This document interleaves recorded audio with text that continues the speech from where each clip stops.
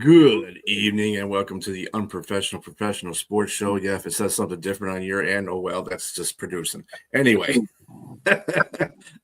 just want to get that out of the way. So, it is between the Championship Sunday, Conference Championship Sunday, and the Super Bowl. So, there's not going to be a lot of football that we talk about. A lot of it's going to be coaching changes, players acting goofy, whatever the case may be. Actually, coaches and teams acting goofy as well. Case in point, the Cleveland Browns. So they hired their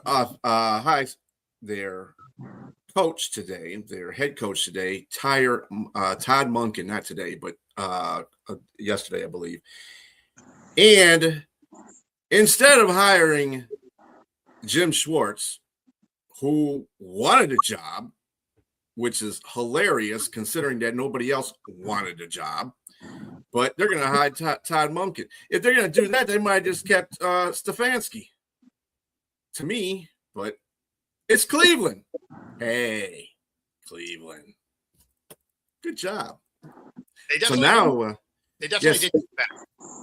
Yeah. Jim Schwartz kind of doesn't want to be there anymore, and I don't blame him. So, anybody need a defensive coordinator? He's a pretty good one. I'll tell you that. Yep. Yeah, he is. Very good one. But yeah, that's all in the days of our lives called the Cleveland Browns. Yeah, I don't have much to say about that. It's a weird hire, and also it goes to show you that there wasn't a lot out there outside of Stefanski and John Harbaugh, and that's saying a lot too. I mean, just those two hires as well. There's no big splash, no big sexy hires. I hate saying that, but I mean, I think everybody gets what I'm saying. Mm-hmm. But there was just really not much out there. I mean, and we can kind of go stretch to the Rooney Rule and saying, okay, so there's no Flores, there's no other African American coaches out there. But at the same time, I'm like, okay, it's just not really good. The pool of coaches are jobs for coaching. It's just, I mean, the actual guys that are out there, there's just not really anything special that at least that I see. I mean, and this just adds right to that. Todd Monken. I mean, they were 8-9 in Baltimore, and the head coach got fired. So, and they didn't retain him in Baltimore or made him the coach, but yet he goes to the Browns. Yikes. I mean, that's the Browns. Like, if you could mess up a situation, that's the organization that is going to go out of their way to do. I mean, that's a weird spot. Keith, is that you? I didn't realize it was that kind of crew. Man. Hey, whatever floats your boat. Literally. It is the Unprofessional Professional Sports Show. So there you go. Kicking it off early. Why not? All right. So, on the other take of that too, Cleveland is giving us all kinds of things to talk about in the news because, well, they're Cleveland. Shedeur Sanders got put in the Pro Bowl because Trevor Lawrence bowed out. That one is a head scratcher for me, but hey, you got to vote for him. People got to vote for people in the Pro Bowl, so they voted for him. It's not like they went by professional standards and they said, "Oh, well, he did this and this and this." Obviously, compared to Trevor Lawrence, yeah. So the thing that's crazy is even if you take Shedeur out of this, right? This is where the Pro Bowl is headed. Right? Because now you have guys like Lawrence. He's not hurt. He just doesn't want to play. Josh Allen isn't going to play. I mean, half of the AFC isn't going to play, which is how you end up with a guy like Shedeur getting in there. Because obviously, looking at the screen there, the numbers don't say Pro Bowler anywhere, right? He's not even the worst Pro Bowler to get in there. If you remember 3 years ago, Huntley got in there. 5 total games and throwing for 600 yards, had a negative touchdown to interception ratio like Shedeur here. And you're just like, are we really to the point? Have they destroyed the product so much? And the answer is obviously yes. But, but have they destroyed the product so much that you're getting this in what's supposed to be an all-star game? And then this can't even possibly go into the conversation of people's Hall of Fame considerations anymore, right? I mean, you're like, oh, I got selected to 10 Pro Bowls. It's like, yeah, I mean, what does that even mean anymore? Like, it used to actually mean something.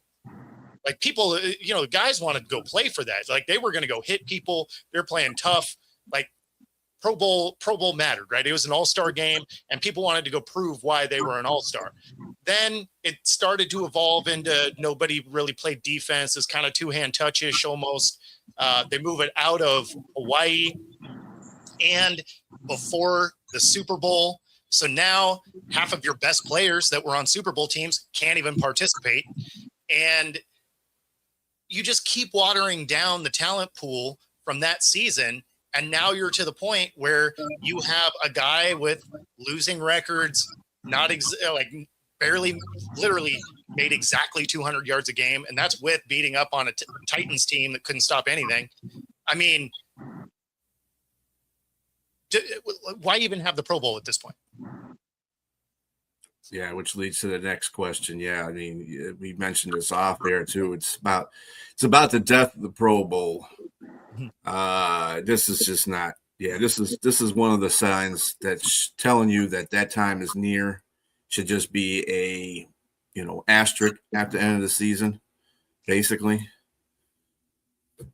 So I think it's a sad state of affairs when that happens because, again, we can go back to some Pro Bowls that were just elite. You watch elite players offensively and defensively just go at it because there was a big difference when guys actually played for $50,000 versus $25,000.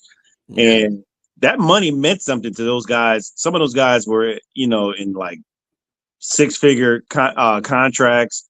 The $25,000 and $50,000 went a long way. And so you competed to try to get that money and do something with it, I remember Shannon Sharp said, I think he made like 100 or a six-figure income. It was like maybe $200,000, and he had a bonus during the regular season outside of the Pro Bowl. But he had a bonus that he wanted to meet.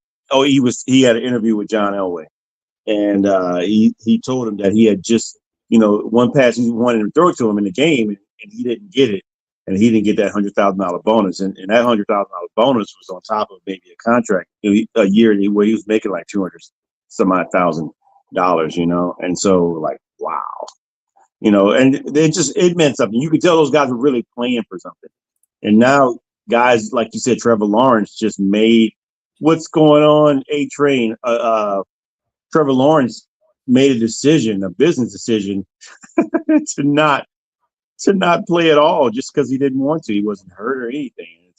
That's just changed the whole. And I get it. It's flag football too. So to not want to play, who cares? I guess, So yeah, I think I'm gonna end my Cleveland on that one. Thanks, B. I'm depressed. Yeah. Well, if you're a Cleveland fan, I would. Yeah. Yeah, I keep sorry for waiting to hear back from my buddy Bobby G, who is a big Browns fan. I have not seen him on any socials over the last couple of. Do you blame him? Yeah. No, not even a little bit. So just going over some of the hires over the week since last Wednesday, I guess. Joe Brady hired as Bills head coach. Everybody kind of figured that was going to happen. The Broncos fire OC Joe Lombardi. Lombardi just can't solidify a job anywhere. He's not living up to his grandpa's name. Anyway, Brian DeBall takes the Titans offensive coordinator job. I think that's pretty good, actually. I think that's a pretty good hire. Pretty good hire. You place Cam Ward in the mold of a Josh Allen. They do the RPO, they run, he can throw. I mean, so I think that's going to be a great relationship there. And of course, he'll probably have full reins because you got a defensive head coach, so you won't have any interruptions from Robert Salah, in that offense. So that should be really good for Brian Daboll. The main takeaway that I have from Daboll and McDaniel, those guys taking coordinator positions, is it lets you know how unattractive the Bills' job is. Yeah. When they're like, hey, you know what? I'm not even going to come in for the interview. I thought I was going to, but let me just go ahead and rescind my name. I'm going to go be a coordinator rather than get head coach money. And that lets you know that front office is a mess. It's got to be. It really has to be. I mean, with the owner getting out in front and saying everything he said is, like I mentioned before, I mean, he and R. Kelly must have the same publicist because somebody didn't shut his mouth up right away. I'm like, come on, man, you can't just say that. You really probably just ruined a relationship with Keon Coleman, and to say to roll that guy under the bus like he mentioned like several times, it's just disgraceful. So, in fact, that soundbite right there in the middle says "lies in Buffalo." Gotcha. That is. When I went to bed that night, I was like, it's Keon unless someone just blows us away. We didn't feel anything was attractive enough for us to pass up on Keon. Yeah, can I interrupt? I'll address the Keon situation. The coaching staff pushed to draft Keon. I'm not saying Brandon wouldn't have drafted him, but he wasn't his next choice. That was Brandon being a team player and taking advice of his coaching staff, who felt strongly about the player. So, I mean, I guess we're forgetting that video exists, but again, I sort of get the barbecue and the coach, right? Because we've all worked at jobs where someone got fired and then everything that ever happened was that guy's fault, right? Because you're blaming it on whoever just left. You're really going to go on national TV and destroy a guy on your roster. It's not like it's like, oh, this player's out. He is part of your team. Like, what are we doing? Is he senile? He kind of give a little glimpse of like, the lights are on the stairs, but there's nobody at home. And how does Bean not be like, oh no, I did like the kid. Like, how did he not step up there? Because again, we have video of you saying, hey, he's our guy. I liked him. I didn't see anybody. Like, what are we doing? So he have naked photos of Bean. So I mean, he couldn't say anything. Well, that is his boss ultimately. So I mean, that's like kind of and he got speaking out against your boss. Yeah, that's true. But that's the thing is you just got promoted. If you ever had latitude to say something and not get fired, it was probably in that moment. Nah, let's go back to the footage and see if that nose got a shade of brown on it somewhere. You're not going to be promoted and fired the next day. The odds are low, right? So, because then the owner looks like he doesn't know what he's doing. So if you were ever going to be like, no, I did like the kid, because again, he's on your roster. How about you don't just like absolutely kill one of your guys? Mm-hmm. So yeah, or you made a coach look bad, and the departing coach look bad in that situation. It's like, I like the guy, but Sean didn't, and obviously that was apparent during the course of this season because he was sitting on the bench as a healthy scratch a lot of times. There you go. That's how you do it, right? Publicist 101. I guess I don't know what's going on. If you're Keon, you got to be calling your agent. I'm out. Like, hey, like, get me out of here. Right. I'm out. Whatever it takes. Like, get me out of here. They don't want me here. It probably won't take much to get me. Like, let's do the thing. And I love it. I didn't think any of this was going on there. I mean, they looked like they were just front runners to just be contending for Super Bowls for the next few years. And just like, what the hell? One press conference blows everything up. I was like, why did he get fired? I mean, man, they're in the running here. Yeah, it was pretty funny after that whole press conference went on. How many analysts got on there about, landing spots for Keon Coleman. I was like, wow. Anyways, no time. Well, not only that, but if you're one of those teams, you're not offering him anything. You're like, I'll give you a fifth for him, right? Like you already said you don't want him there. Right. He doesn't want to be there. You have no negotiating power. Just lowball them. Fifth of liquor. That's a fifth of liquor, not a fifth round pick. That's a fifth of liquor. Exactly. And like in a plastic bottle from the bottom shelf. Oh my God. Might even say Mad Dog or something on it. Something like that, yeah. You get what you get. You get what you get. To trade him to Chicago. Yeah. I don't think he'd be bad in Chicago. Yeah, I don't think he'd be bad in Chicago. No. I think he'd Now, be all right in Chicago. If you were to give him like wide receiver 3 type of stuff, he could be great. He's not your wide receiver 1, at least not today. Right? Correct. Maybe he could evolve into it. Who knows? But as he sits today, if you had him as a wide receiver 3, he's absolutely going to destroy a nickel corner. Correct. Mm-hmm. At least on 99% of the teams. Yep.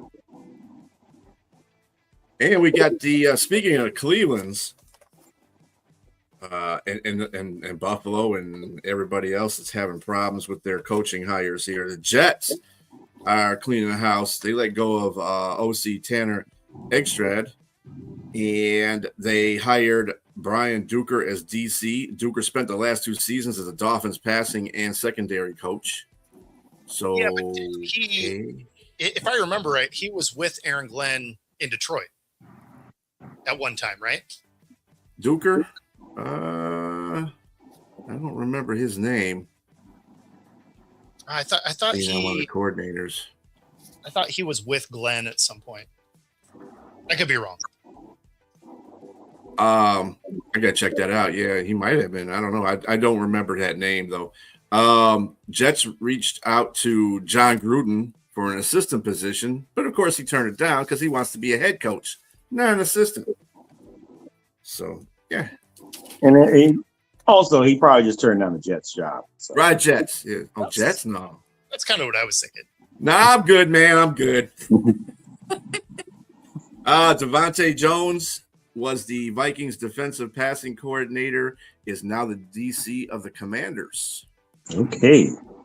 All right. Well, I mean, I guess that's a decent hire considering he was learning under Flores. So we'll give him credit for that. Other than that, that is your coaching news as of right now. Yeah. Oh, and by the way, Las Vegas still doesn't have a coach. Yeah. Neither does the Cardinals. Neither. Like the Cardinals is a really just not enticing job. What's up, Steve-O? That one's going to be a tough one to fill because they don't really have anything to sell that job with. The Raiders, them having struggles getting people is a little bit interesting because there are some things on that roster that are nice. They have the most amount of money, free agent or cap space wise. They got the number 1 pick. It seems like that would have been an easier path. The only thing I can think of is they are holding out for a guy like Kubiak, where they can't talk to him until after the Super Bowl. Because otherwise, like, why wouldn't you be actively hitting somebody? Because you have so many pieces. You're in a tough division, obviously, but that would probably not be great, but interesting. Certainly for a show like this would be great. I don't know if that equals wins so much, but well, I really don't understand the whole thing with the Cardinals either. They do have some pieces there. I mean, they have the same issue that Atlanta kind of has with the quarterback situation. But other than that, I think they have pretty good pieces around him. So I'm not understanding that whole coaching search either. Yeah, it makes you think there's some other stuff with Kyler going on, right? Like, I mean, he's always kind of had a little bit of a aloof attitude when it comes to actually playing football. So if you're a potential coach, right, and you're looking at that quarterback situation, he's owed a lot of money. So he's your presumptive starter.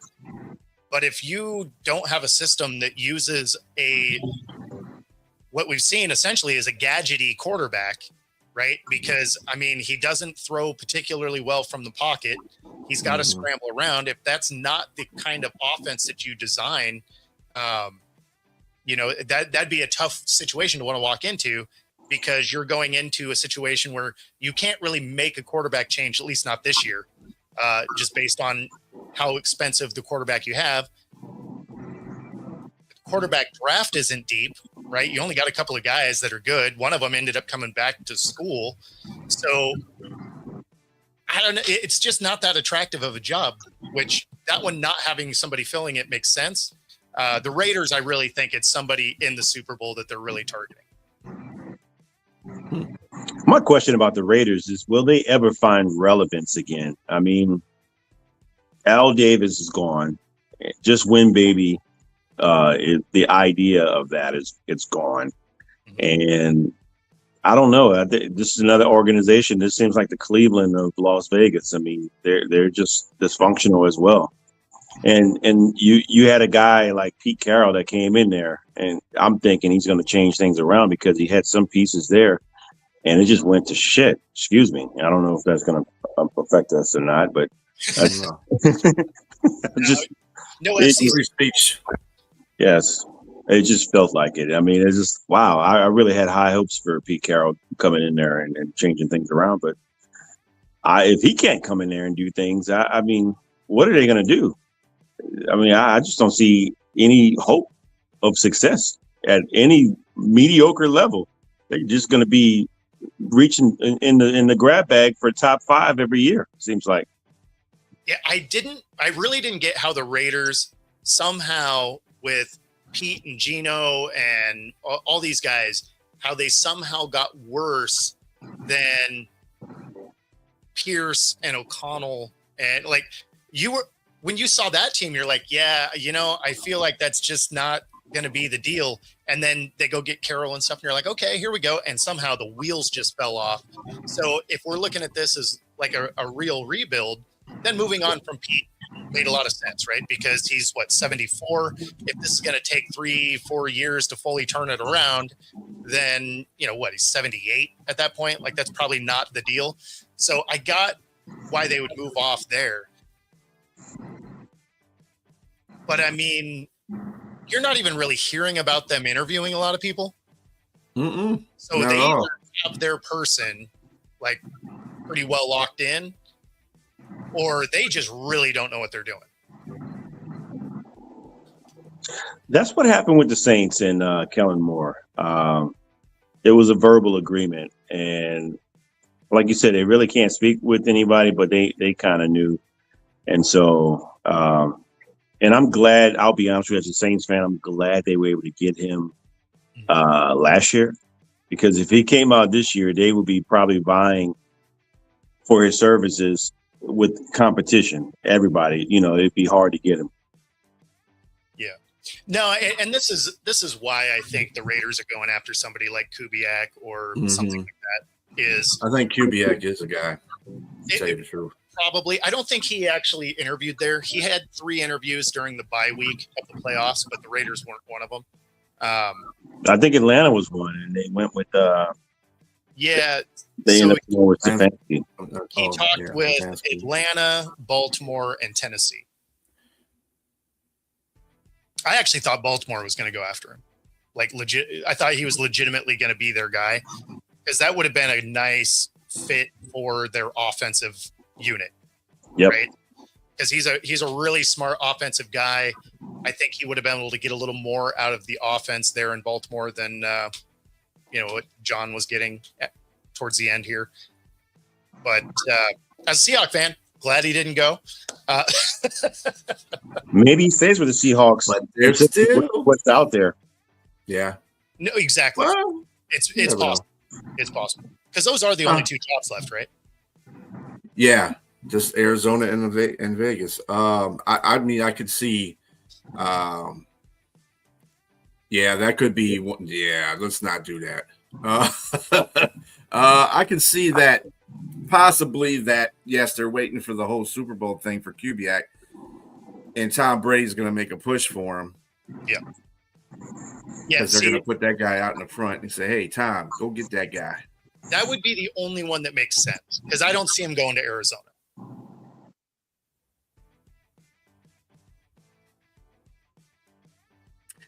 Yeah, okay. I mean, we still got to win it there, Rob. let's not cash that check until it's actually written. Don't get me wrong. I think they beat the Patriots, but I don't even know why Robert's coming after the Lions. I mean, it's he just can because do you're on nothing, the show. That's all. by the way, good luck though.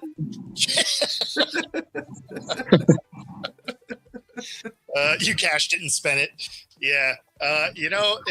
It's funny. For me, I do not celebrate a win until I see zeros. That's it. If I don't see 3 zeros on the clock, and the reason for that, if there was ever a game that should stick out in your mind, it is the last 4 minutes of the NFC Championship game between Seattle and Green Bay. They were up 3 scores with 4 minutes to go against a Seattle team that couldn't move the ball and lose in overtime. Mm-hmm. In fact, if you talk to Rodgers, that is the game that he says hurts him the most through his whole career. So, which, obviously I enjoyed that. But Yeah. Oh yeah, Russell Wilson was one of his famous moon balls. I mean, that game, I really thought they were going to lose that game too, but I was pulling for the Seahawks, and almost as great of a comeback as the Super Bowl of Atlanta losing to the Patriots. yeah, see, I hope you're right. But I think this game is probably going to be a little better than you're giving them credit for. I think Seattle wins, but I don't see them being up 40. No. Yeah, I don't see that either, especially with two tremendous defensive teams. And New England's been getting better defensively all through the playoffs. So, yeah. I mean, and they played against some of the top defenses as well. The offense has, so this is going to be nothing for them. Basically, I mean, not that Seattle's not a great defense. That's not what I'm saying, but they've seen everything as far as defenses being thrown at them. So This will be probably their better offense they've played, though. yes, it would definitely be the better offense. That's for sure. So that takes me away from the coaching carousel there. Bo, do you have anything else? I see you got a couple of these tickers down here that we can throw. So I'm really interested in this Michael Irvin one, but we definitely have to do the Irvin one, but let's do the Brandon Ayuk one first. So this is how you know your time is done, because now you have your GM essentially saying this didn't work. Plan for Brandon Ayuk, and do you envision a scenario in which he's on this team next year? If so, what would that look like? Yeah. The plan in terms of the transaction, that will come in due time. I think it's safe to say that he's played his last snap with the Niners. It's unfortunate. Situation that just went awry, and I will look long and hard at what could have been done differently, but sometimes just doesn't work out. And I think that this was a case where that happened. Oh, was there more to that? No, that was it. So the thing that is just crazy to me is the fact that he couldn't show up to meetings to just get his paycheck. Like, that's wild. I mean, you're injured. You don't have to really practice. They want you in the meetings. They want you participating, right? To whatever degree that means. To collect like $30 million. I would have showed up for free lunch. Like, Right. If that's all you got to do. I mean, right? Like, it's not like he could play. He'd been injured, right? And all they wanted him to do was show up. Couldn't even manage that. Why even sign the deal that you signed? Like if you're that disgruntled about how the process went to get signed, why even sign that deal? Something has to be psychologically off. This is what I thought initially because, and anyone, and this is my opinion. I'm not saying the man's off his rockers, but what I am saying is no one turns down $27 million. You don't turn down $27 million, especially when you earned it. You signed a contract for it. I'm not going to allow, I'm going to read every stipulation that would be on the dotted lines that says, this is what will happen if you don't do such and such. If you don't do this, this is the bottom line regarding your money, your guarantees, mind you, not stuff that we don't promise you, but we're talking about the money that you will make if you just show up. Something's off. Something's off with that. The average person who doesn't have a degree, who's not a fifth grader, who has a third grade education will say, I want to get that money. Well, I will tap dance all the way down to the practice and everything and collect my check. I'm sorry. Something's off. Something's off there. And John was very classy with how he handled that, he didn't put him down. He just said, it's just the relationship is over. And something's clearly, and the way he said it, it's strange to him.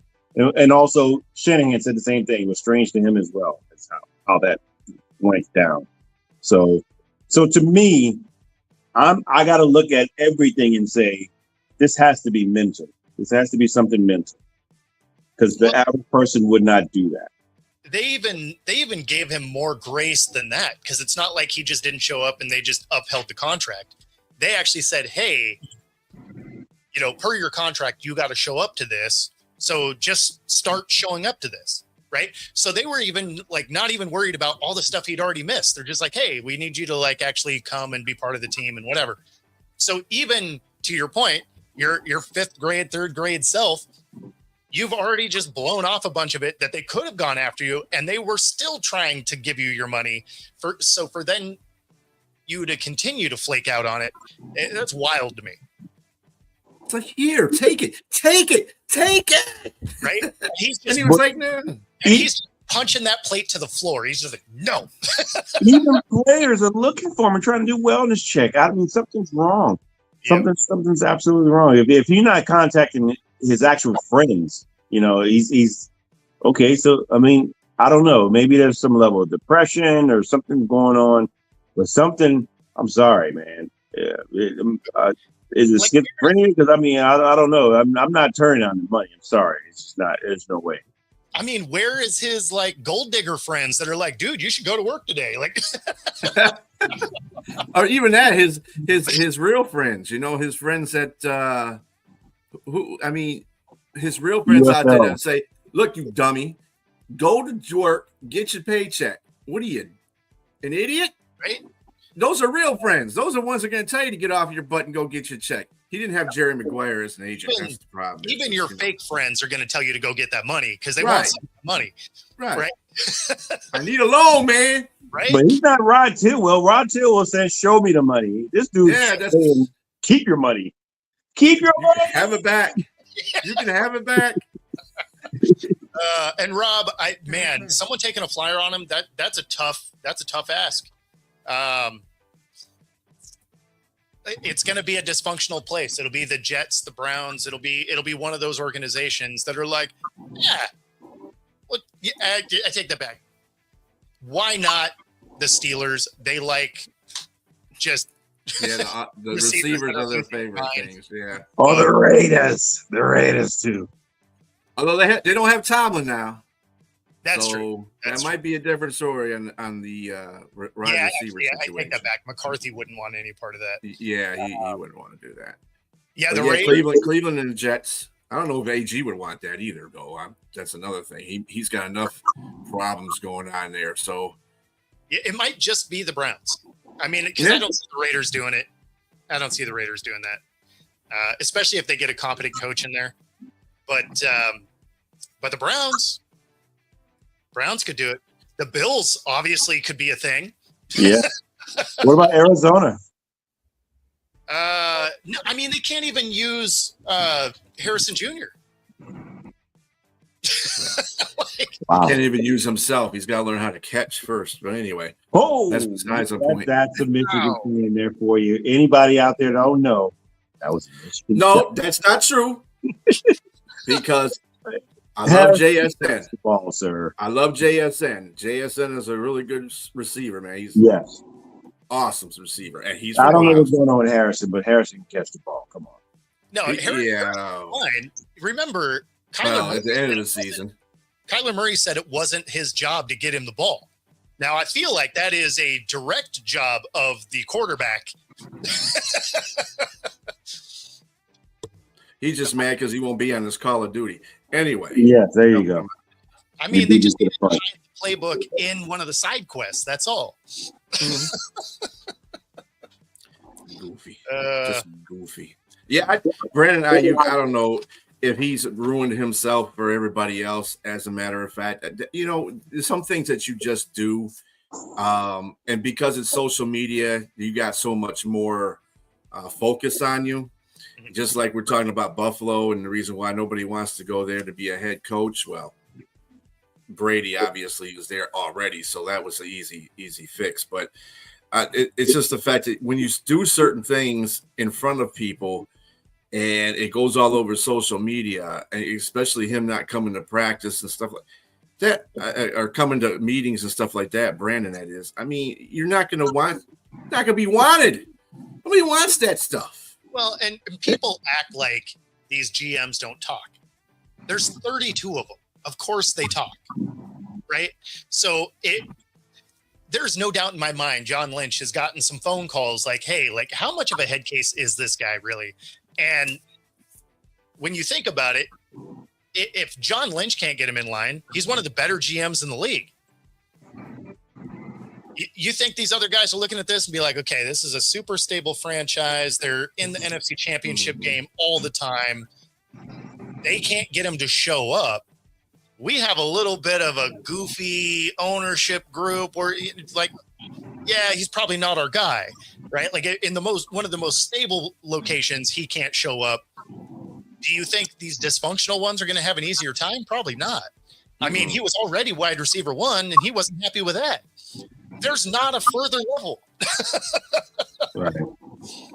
And I'll go out to say this to wherever you are, Brandon Ayuk.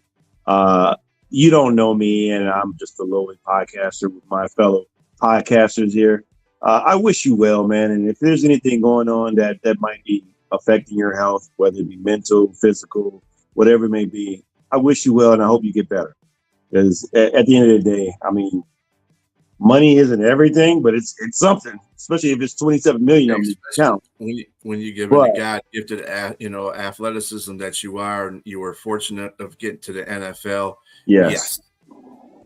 And so I wish you the best, and I hope if you need to recover, I hope you get that recovery, whatever it may be. I mean, I look at it this way, right? I know money can't buy happiness. It can't buy you everything. But if I'm going to be depressed and cry, I'd rather do it in my Cadillac than a Pinto. I be loved. Come to an interview. That's right, Rob. That's right. Come do an interview. Come to an interview. So you can tell us and have you can have an exclusive on you. Don't care who it is. Bo, me, I don't care. James. You can go over to James and talk to him. Oh, no, I don't know about that, sir. Well, you are in the medical field. No, I'm just not. Yes, safely. So let's switch over to this Michael Irvin thing. Oh, so Let's go. before you push play on this, right? Everybody's been talking about, speculating that he was strung out during this playoff run. And to be fair, he did kind of look like it, doing just some goofy stuff on those sidelines, right? So, but it got enough traction. He actually responds to it.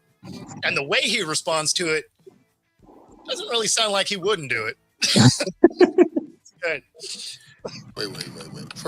First of all, y'all know damn well Coke don't last 5 hours. Y'all know damn well Coke don't last 5 hours.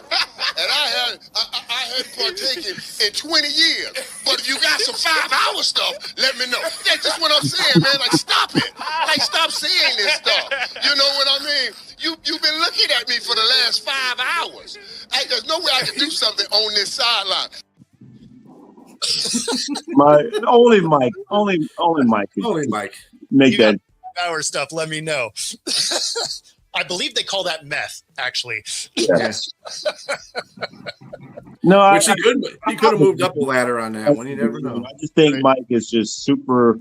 That's just been his personality all his life, and it just gets amplified when he's been on his funny stuff there. But I think that's, again, hold on. What people not realizing is that Miami hadn't been in this position in a long time.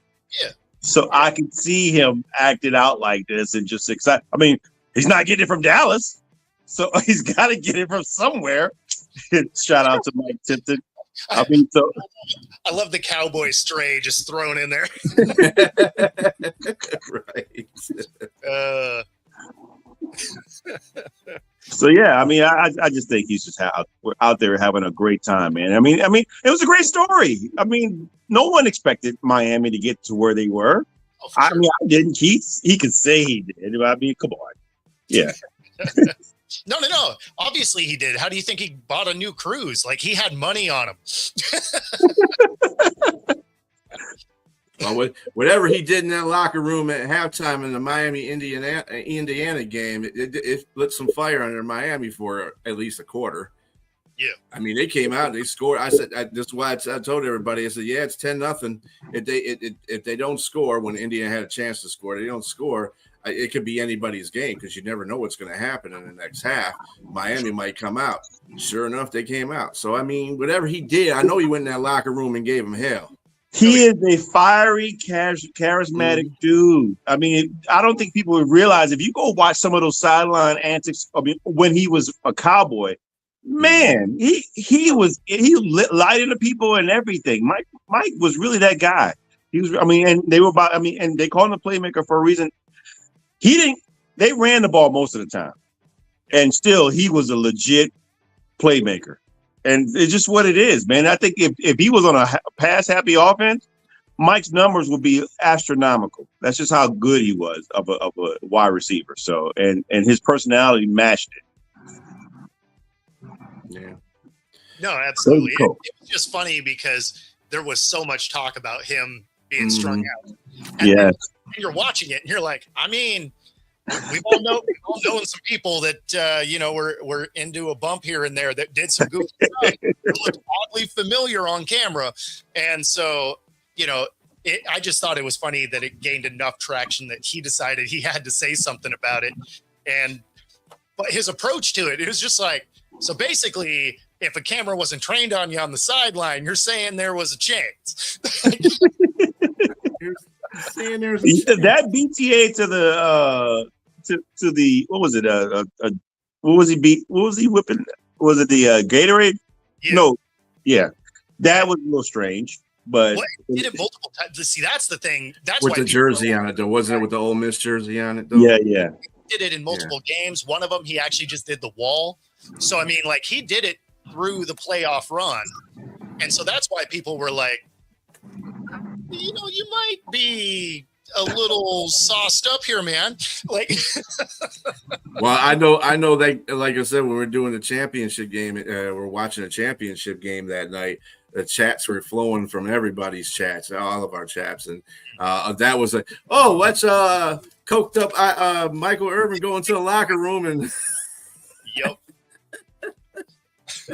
so I mean, and James is right. He's just a very charismatic guy. He's been like that, yeah, since his days in Miami. Who knows? Even in high school football, he's probably the same way. But he's just got that bad knock on him for that little time he had with the Coke. So, I mean, Well, he said 20 times with the Coke. It ain't no little time. He had Yeah, a long some time. of them times.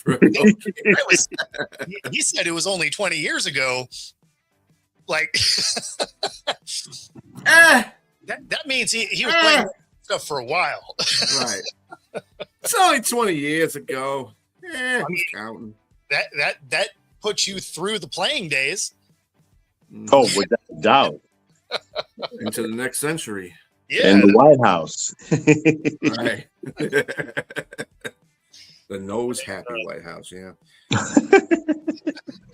All right. So the next weird thing that's happened, although Bo gave me a little bit enlightening on that. Well, I mean, it's probably because of the whole situation, but Bill Belichick falls short of the Hall of Fame balloting. Yeah. And 40 votes get him in there, and he fell short of that. One of the outlooks of the whole situation was Bill Poland said to wait a year because of Inflategate and Spygate. Bo said it was probably due to the media because he was being a dick to the media a lot of times. Yeah, I mean, so that's the thing is this is all about, the media votes this in, right? And well, Yeah. the media puts this stuff in, right? So when you're a jerk to the media, you get the situations like T.O., right? They kept him out, not because the stats didn't say he should be there, because he was a first ballot Hall of Famer. If you look at the numbers, no question, right? But the media didn't like him. He wasn't great with them a lot of the time. They held him out. Belichick, very similar, never really had a ton of. See, it's fun to say that, but Brady's not going to have to wait. Pretty sure he was on that team too. So, but when you look at Bill's resume here, you cut it in half, it's still a Hall of Fame career twice, right? So, I mean, this was legitimately just retaliatory for him kind of being a jerk to the media. And then it was probably spearheaded by Poland because obviously the Colts. He was their rival. Come on. Exactly. That's what I mean. Yeah. And again, Bill Polian, I have much admiration and respect for him as a GM. Bills, Colts, he deserves every accolade that he gets, but he comes across sometimes as a dude that could be very spiteful and boneheaded. I mean, when I say bonehead, I mean like he's someone who's like stubborn. He'll if he says something and he could be completely wrong, he'll stick with it no matter what. Like the Lamar Jackson take, And so, with that said, this is wrong. They got this completely wrong. This guy, not only could he go in as a head coach, he can go in as a GM as well. Hey, that's so messed up. Possibly. But I mean, the thing is, these writers, man, I mean, they're human. So like you said, Bo, the media, these guys can hold grudges. And that's, to me, that's a terrible thing. That's a terrible thing to not be fair and impartial. Judge him for what he's done on the field. What he's done on the field, like you said, T.O., there's no way T.O. should not have been a first ballot Hall of Famer. It's just clear as day. Jack will disagree with me totally because he said he was a locker room cancer. F that, man. I'm sorry.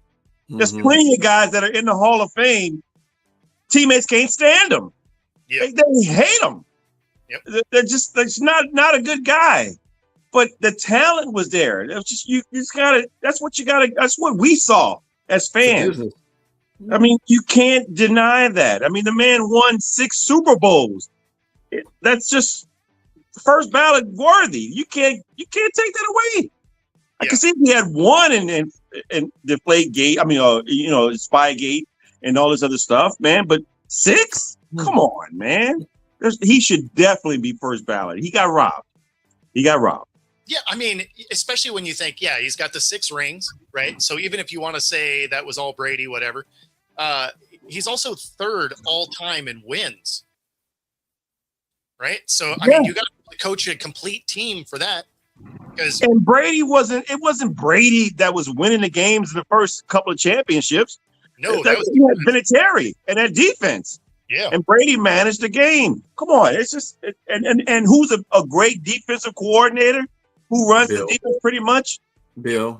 Yes, of course. Exactly. LT. I just watched. It's so funny. I watched All That Smoke with LT's interview today. It's funny we're talking about this. I watched it today, and he said, "You're hiring that guy as your defensive coordinator? He was a special teams coach." And Bill Parcells said, "You know what? The defense that you've been playing in, all has been designed by him." And he's like, "What?" He said, "Yes, this guy is the reason I put him as defensive coordinator, because he's the one that's been designing your defense that you've been playing in." So I mean, it's just, come on, it's BS, total BS. Yep. And Rob, they do not. They get to stay anonymous, which is how bullshit like this happens. Mm-hmm. and let me ask a question too, because it's off of that. Do we need to change the way? Do we need to change sports writers from voting for Hall of Fame? Maybe the peers, maybe. So basically, they only get to do it 5 years after they're done writing for whatever publication, right? So they get to keep their voting rights for 5 years after they leave whatever, right? Which is why most of them say what publication they're with, and then there will be some that say at large or whatever, and that's because they're not currently with a publication, but they keep their eligibility for up to 5 years. That I think it should be secret though, because I mean, you do have some of these hardcore fans probably sending death threats and all kind of other dumb stuff. I wouldn't. I mean, I would definitely want to keep it secret. Yeah, I mean, I don't know. It's if you're okay with having your name out there as a voter, like if it goes down as a loss, they give you how many voted you down. So I mean, they're probably getting those threats anyway. They're like, I know it was you, right? Especially when you have guys that are like, I don't even remember who I voted for. Like, come on, shut up. Like, first off, if you do that, it's an obvious no, right? the whole thing about the Hall of Fame, though, I would feel that you would want to have peers that voted for the Hall of Fame instead of sports writers who never played the game. Yeah, you can write the sports and do all that, but and you may be in the locker room with some of this stuff. That's okay and true. That's fine. However, you don't know exactly if you're holding that kind of a grudge against a player because they didn't know how to talk to the media. Well, then that's out of pocket. There, you can't do that. I just don't like that. Let's not pretend that there's some jerk players that other players would hold out also. Right. I agree with that. I totally agree with that. But at the same time, but at least I would respect that. Then I would respect a sports journalist to do that. You know, I'm not putting down sports journalists. I'm not saying that. We are what we are, but supposed to be unbiased. Right. Like that is the job. Like one of the things that we're told going into the stadium is you cannot root for your team. Like you got to be unbiased sitting there. You can't be up in the press booth being like, "Yay!" You know, you can't do that. Right.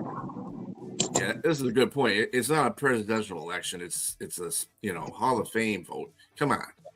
No, and that's why I think there should be some accountability to it. Like if you're voting a guy down, then say, "Hey, I voted him down, and this is why."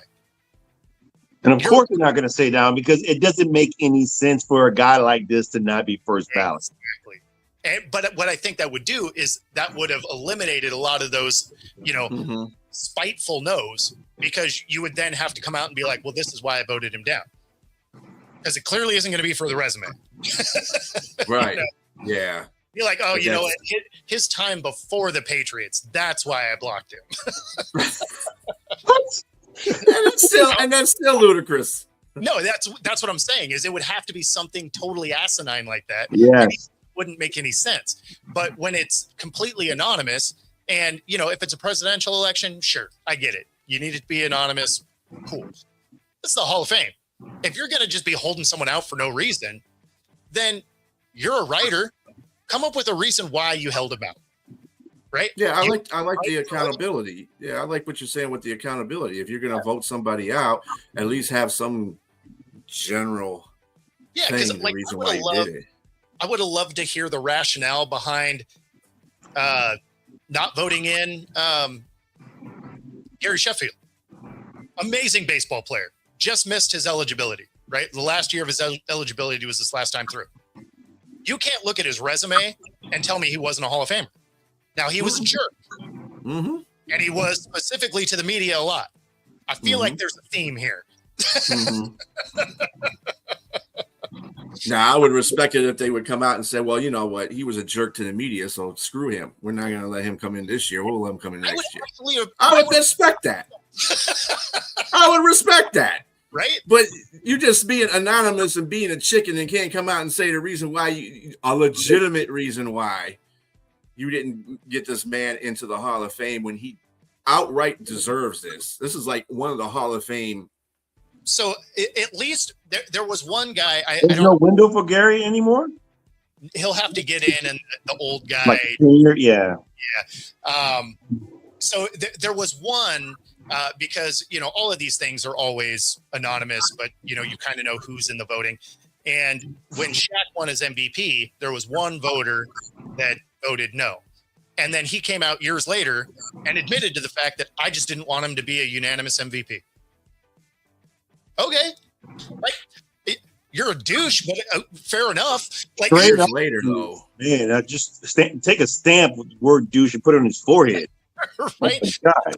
Time, at least he came out and you're just like, okay, well, I mean, I like it kind of, dumb, but cool, I guess. Like it was funny. Media sources have to have credentials to some credentials to formulate their media presence. No, they got to go out there. Somebody's got to be credible. You got to have credible sources. But yet they're not going to come out there and say, "Oh, I didn't vote for him because he was a dick to the media." Well, I mean, no, quit being chicken shit. Go out there and tell the people why you didn't vote for this guy. Own it. Like that's the thing. If you're one of these few people that actually gets the vote, just own it. Be like, hey, you know what? I didn't like the way he treated the media. Maybe it was something personal. Be like, hey, he was a jerk to me every time I asked him a question or whatever. I'll be like, okay, I mean, kind of a dumb reason to keep a guy out, but at the same time, fair enough. It's honest. Right. I don't know. It is what it is. I find the lack of accountability and stuff like that ridiculous. Right. It's really in the forefront now because accountability seems like something that's in the forefront of our society. That people don't take accountability for things, and it's more focused on now than it was maybe 20 years ago. 20 years ago, we kind of know why you didn't vote T.O. in there as many times as you didn't because he was a dick to you guys. And they still didn't say that. But we were like, ho-hum, whatever. Now it's like, well, dude, why? I want to hear you say why. That's what I want to do. I want you to be accountable for what you did. So I mean, 6 rings, like I don't know how you like what third in wins all time, 6 rings. I mean, I don't know how much more you want this guy to do. Because I'm pretty sure everyone he's going in with outside of the 2 guys that won more games than him don't have the rest of the accolades that he does. I mean, let's not just say that. I mean, this dude was a general manager. He drafted Hall of Famers. Yeah. Come on, man. It's just that's goofy. That's the worst thing I ever heard in my life, man. When I read that, I just looked up because what immediately popped in my head were the guys that were the writers, man. I was like, oh, that's just, man. I couldn't be in professional sports, man. I would lose. My head would split if something like that happened to me, man. Literally, as soon as I saw he didn't get in, I was like, oh, it was the writers. His media said no. I mean, I would think the millions of dollars that you made as a sports athlete in a professional venue, you would probably say, F you, and then take your, go home to your nice house and stuff like that. Hey, look at it like this, though. BB, he's got a hot girlfriend, so I think maybe that's another reason why media is jealous, because they're all old hags and they have no hot girlfriend. I don't know. No, whatever. I'm telling you, when you're a perfectionist or when you're somebody that prides yourself on making a game plan and you're winning because of it, there's no way. And that's the thing. When you're a perfectionist, things are usually in your control. This is out of his control. So it's got to be eating at him. I'm telling you. I know it is. It's just what pissed me the freak off. I'm a man. Because you can't control that. You know he's mad. Oh, without a doubt. I mean, he wanted to stay to get the all-time win record. So these things matter to him. Right. Exactly. He was I think they did kind of like when they came out that he didn't make it, he was kind of perplexed about the whole situation. Oh, he too. said that. Yeah, that'd be perplexing. Yeah. It's what he's saying, but we Yeah. have to get the Obama interpreter. He probably said, "I'm pissed the fuck off." Right. For real though. Yeah. On that note, and the shaming Oh, of did I Bill learn that? That's Belichick for the Hall of Fame. Wow. But this concludes our show. I hope you enjoyed it. Thank you for everybody out there in the comment section. Thank you to Bo and James. Keith is on his vacation, so he'll be back soon. Have a good time out there, Keith, if you're watching. Everybody else, have a good evening. We'll see you next Wednesday.